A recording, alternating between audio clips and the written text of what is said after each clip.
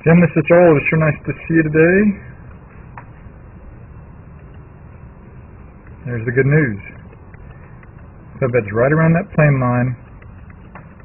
That's why the ball's starting to the right, so that's a good sign. It was just not as strong as it can be. That's bad news there, right? Did we see that left elbow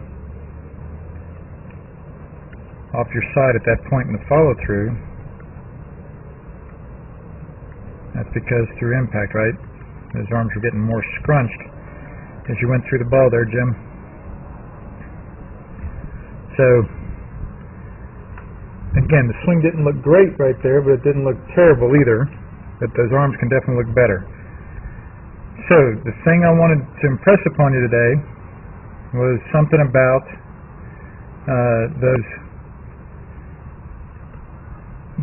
the 45-second golf shot. Rather than just the 2-second swing, but the 45-second golf shot. Like I showed y'all in the video lesson tip last week, those tour players down there on number 1 at Valhalla really did a lot of different things in terms of how they were setting up to it.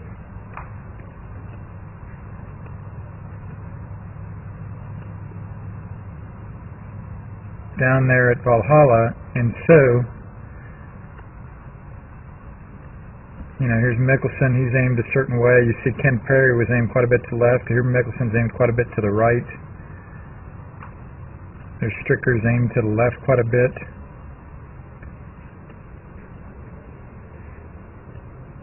Here's Justin Leonard when you see him set up. He's going to be aimed pretty square. J.B. Holmes is aimed way left, as you can see. Furyk is aimed way right. So, again, the tour players have different routines, but the same principle applies. Is they're not doing the exact same kind of visualization I showed you today, but they are doing some kind of pre-swing routine that enables them to hit good shots. So I'd remind you about that walk in the park drill. That's a great drill to do from time to time. To help you see that in a lot of ways, man, you develop your swing enough to the point this season where you can get away with no swing thoughts and hit a lot of good shots. It's when maybe you try to overcorrect something that you might hit worse shots like you did those last 3 today out of the 7 balls you hit during the walk in the park drill. Now,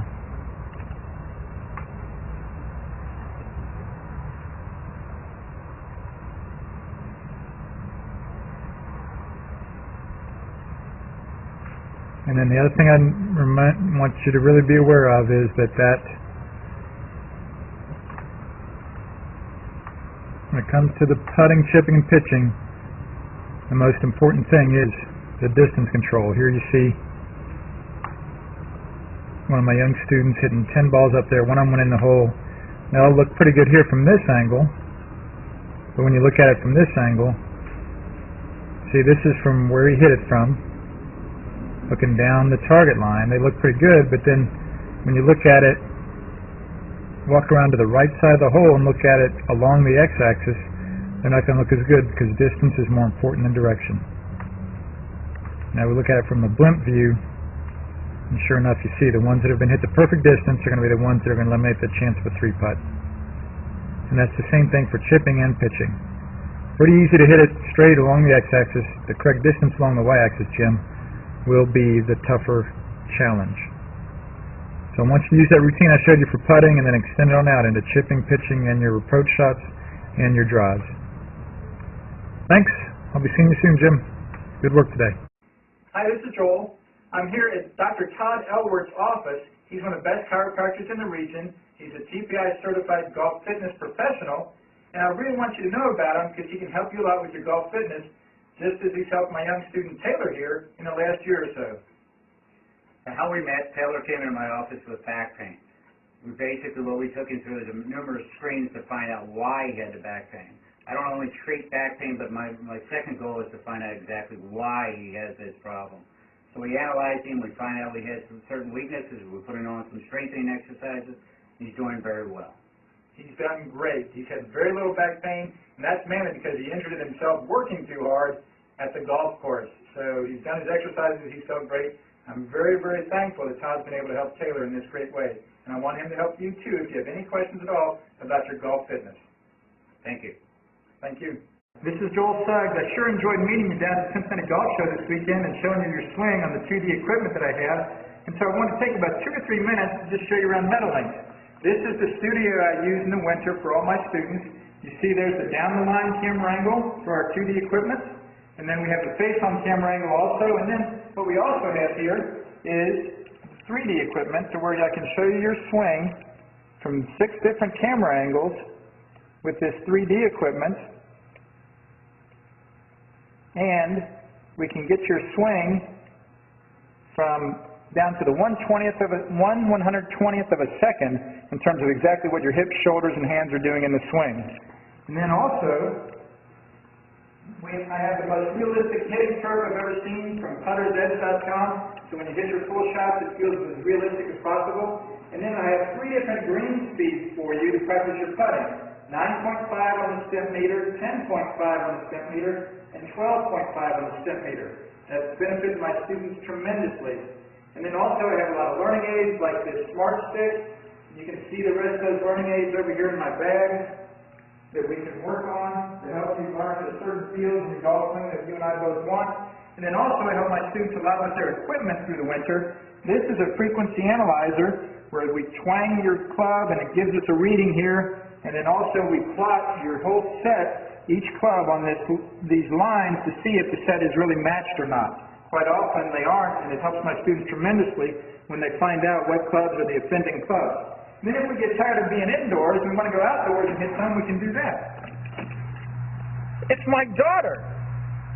Ellie, good to see you. I haven't seen her in weeks. No wonder you've been gone, Ellie. You've been out here playing in the snow all this time. But this is our natural turf area. This is closed until April, as you can see. But it's a fantastic area where we can step outside and hit some balls and get some real ball flight. Or, if we get pretty satisfied that things are looking better on the video here, we're kind of cooped up inside and want to go outside, we can step on out and hit balls and see real ball flight for about 5 or 10 or 15 minutes, however long you and I can stand the cold, out into the air, and we see them land at these different flags. I have a yardage book for this driving range. It's the first one I've ever seen in my life where we know exactly what it is with the front, back, and middle of each green. And again, the covered area here is heated, so we stay out there for about 5, 10, 15 minutes, like I said. It enables us to see some ball flight, and then we get satisfied that things are looking the way we want, and we come back inside, take off our coat, and look again at the video equipment to see how your swing's looking, to make sure that you understand it. And then notice too, my exercise ball up top here, and then also, so I help my students a lot with their fitness through the winter, and then I will help you also with your sports psychology, with your golf psychology from the golfpsych.com people down in Texas. That's helped my students tremendously a lot over the years too. So again, I sure enjoyed meeting you down at the Cincinnati Golf Show this weekend.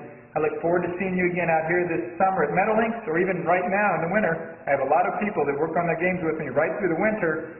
Check out more information about the things I do to help you at joelsuggs.com. Take care.